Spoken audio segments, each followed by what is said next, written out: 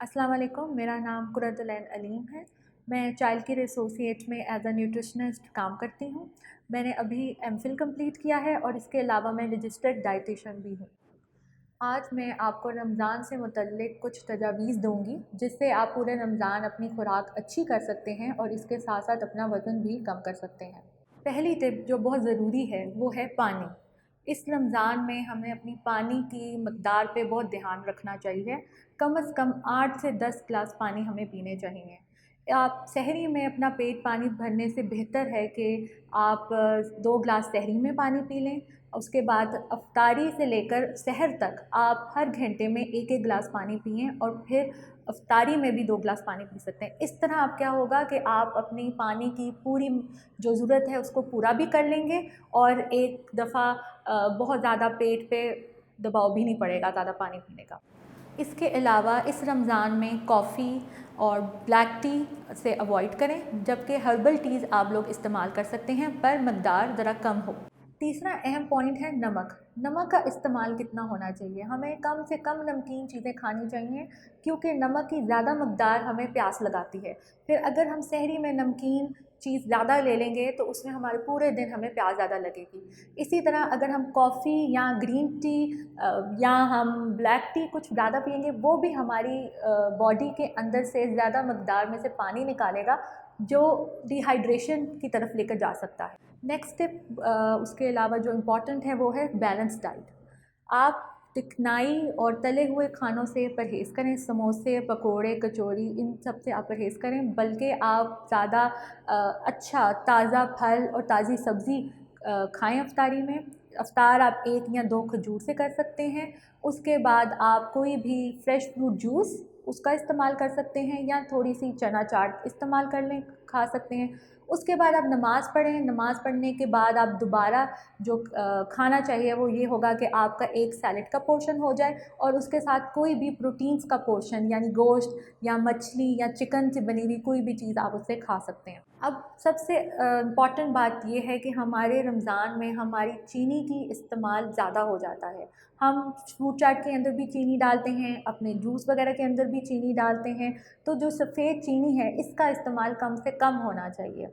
हमें फ्रूट चाट के अंदर चीनी की डालने की कोई ज़रूरत नहीं है क्योंकि फल आगे ही मीठे होते हैं। इसके अलावा मीठे मशरूबात जो हमें बॉटल्स में मिल जाते हैं ये भी इनमें भी बहुत ज़्यादा चीनी का इस्तेमाल हुआ होता है जो अगेन वेट गेन की तरफ लेकर जा सकते हैं। अब जो लोग रमज़ान में अपना वज़न कम करना चाहते हैं मैं उनको कुछ टिप्स देना चाहूँगी। पहला ये है कि पोर्शन साइज़ अपना कंट्रोल रखें, सोच और समझ कर खाना खाएँ, भूख देखकर खाना खाएँ, एकदम बगैर सोचे समझे जो सामने है वो मत खा लें। अब जो लोग रमज़ान में वज़न कम करना चाहते हैं वो कुछ चीज़ों का बहुत ध्यान रखें। एक तो ये पोर्शन साइज़, वो कितना खाते हैं, ध्यान से खाना चाहिए, सोच समझ के खाना चाहिए, अपनी भूख देखकर खाना चाहिए। ये ना हो कि आप बस बैठे हैं तो फिर आप बहुत ज़्यादा फ्रूट चाट भी खा लें, फिर उसके अलावा आप बहुत ज़्यादा चने चाट भी खा लें। हमेशा अपना पोर्शन साइज़ कंट्रोल रखें। दूसरा इम्पॉर्टेंट पॉइंट है एक्सरसाइज। रमज़ान में एक्सरसाइज वर्जिश मत छोड़ें। अफ्तारी के बाद आप एटलीस्ट 30 मिनट्स की वॉक ज़रूर करें। अगर आप रोज़े के अंदर वॉक करना चाहेंगे तो उसमें बेशक बहुत ज़्यादा कैलोरीज़ बर्न होती हैं, लेकिन जितनी गर्मी है तो वो मैं आपको रेकमेंड करूँगी कि अफ्तारी के बाद 30 मिनट की या 45 मिनट्स की वॉक ज़रूर लाज़मी कर रखें अपनी डेली रूटीन के अंदर। अफ्तारी के बाद एटलीस्ट 30 टू 45 मिनट्स की वॉक या कोई भी एक्सरसाइज अपनी डेली रूटीन में शामिल रखें। इस दौरान आपका वज़न कम होगा। अब कौन सी ऐसी डाइट है जो आप रमज़ान में फ़ॉलो कर सकते हैं जिससे आपका वज़न कम भी होगा और आपको कमज़ोरी भी महसूस नहीं होगी? सबसे इम्पॉर्टेंट पॉइंट है कि सहरी में प्रोटीन्स ज़रूर लें, यानी अंडे की सफ़ेदियाँ या एक अंडा या थोड़ा-सा कीमा की इसके साथ एक चपाती जिस पे आप थोड़ा-सा ऑलिव ऑयल लगाकर खा सकते हैं और इसके साथ आप लस्सी पी सकते हैं या दही खा सकते हैं, पर दही और लस्सी जो हो आपका बग़ैर मलाई का हो। सवाल ये आता है कि अफ्तारी में क्या खाया जाए। बहुत ज़्यादा लोग कन्फ्यूज़ हो जाते हैं कि अफ्तारी में हम क्या खाएँ और क्या ना खाएँ। सबसे पहले आप अपना रोज़ा एक खजूर से इफ्तार कर सकते हैं। उसके बाद आप कोई भी एक फ्रेश फ्रूट खा सकते हैं। मिसाल के तौर पे केला खा लें, सेब खा लें, आजकल तरबूज है, थोड़ा सा तरबूज खा लें।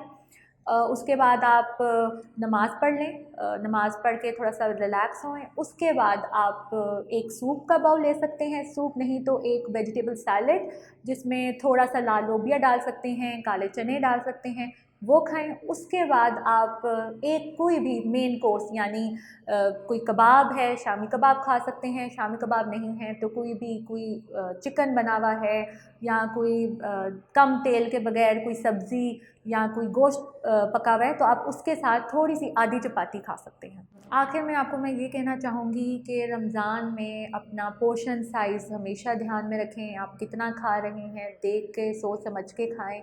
उसके अलावा वर्जिश को कंटिन्यू करें, एक्सरसाइज मत छोड़ें। इफ्तारी के बाद एटलीस्ट 30 मिनट्स की वॉक ज़्यादा अच्छी रहेगी।